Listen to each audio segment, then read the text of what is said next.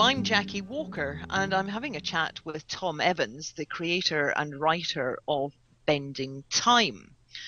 Now, Tom uses bending time in his own life, and just earlier in 2012, he actually wrote and published a book in only 3 weeks. And I'm really itching to find out exactly how you did that, Tom. Would you care to share it with us? Yes, well, thanks for asking the question, Jackie. I think the reason I want to share this in the Bending Time course is to say that this isn't theory. I use this stuff daily for real world outcomes, but I don't even think about it nowadays. It's so innate and embedded in the way that I work, is that I don't have to think, oh, I must get this book done or whatever. And this particular book is called This We Know.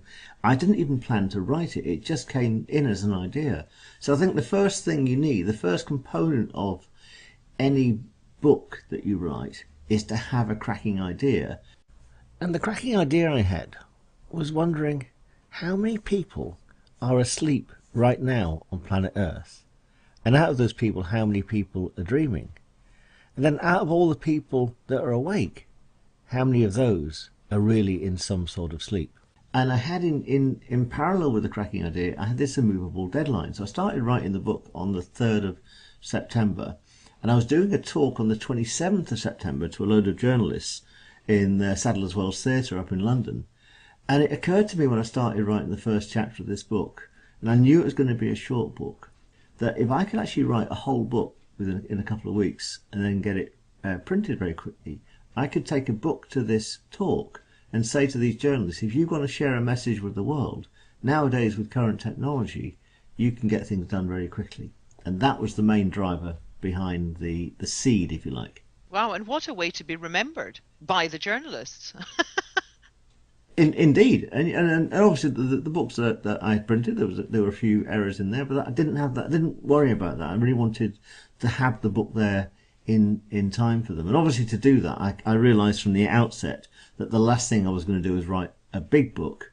So it only weighed in around 10,000 words.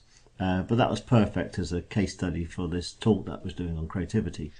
That's an interesting one, 10,000 words. I mean, we're not talking about books, it's how you get the speed of, or get round to being able to write them and bending time in order that that can happen. However, for anyone knowing, a 10,000 book these days, 10,000 word book even, is highly acceptable.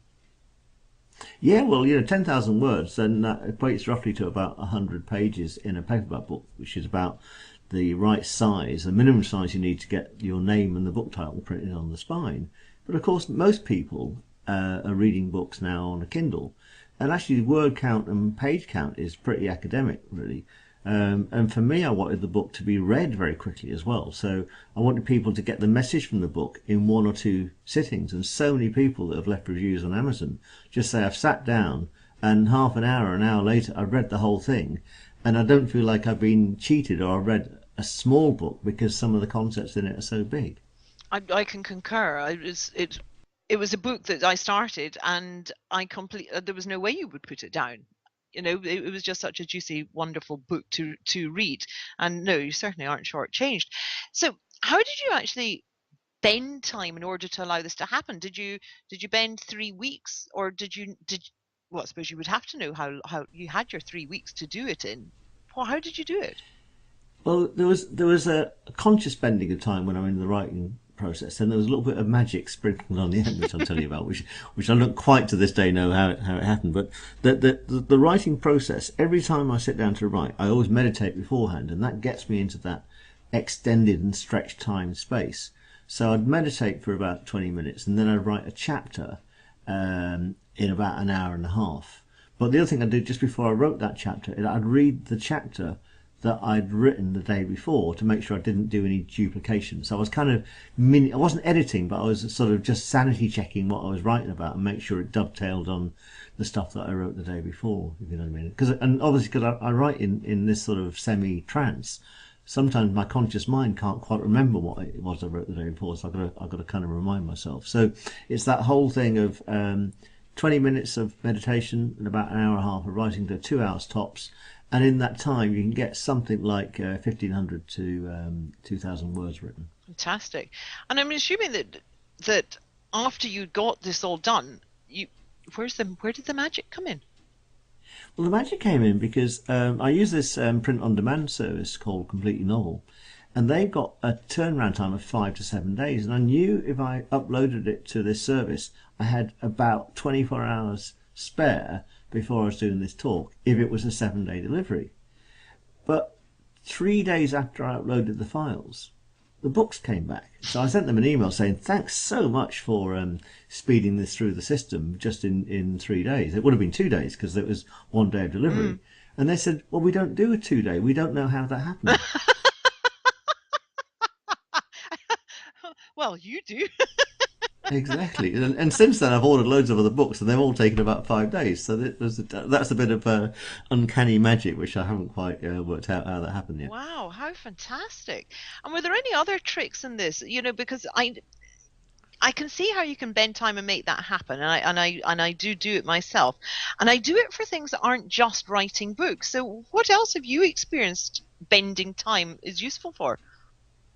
Well, I think the whole process of writing the book involves one of the processes which is in the section 4 of the e-course, and it's simply this: is that this might be imaginary or it might be real, but if it's got a real world outcome, it doesn't really matter. And I think one of the reasons I was able to do this in the first place is I tuned into my future self, who knew the words I hadn't written yet and got them sent them back from the future to the present being at the time I was writing the book. So I was kind of channeling, because that's the word people use in this context, channeling my future self and tuning in to what this book was about. In fact, the book finishes with a postscript which is written in 2112, 100 years from the time I wrote the book. And some of the stuff that I put in there, I wouldn't be at all surprised if I lived that long, which I probably won't, if they didn't come to pass. Fantastic. What fun. And so what would you recommend that people do in order to bend time for themselves right now? So, okay, there's 2 or 3 visualizations in the e-course which are worth listening to before you get involved with any creative project. And the first one is the eyes open meditation. So practice getting into the meditative state with your eyes open. The other is there's a brain entrainment track which lasts for 30 minutes, and you can just have that in the background. It's not me speaking, it's just brain entrainment music you can have in your left and right ears, and it can get you into this extended time state if you listen to it on headphones while you're working on something. And then thirdly, in section 4, there's that visualization on messages and time, and that's a really good one to do to kind of channel your future self. But in fact, the whole of the course is designed around productivity and creativity. So, the more you practice it, like anything else, the better you get at it.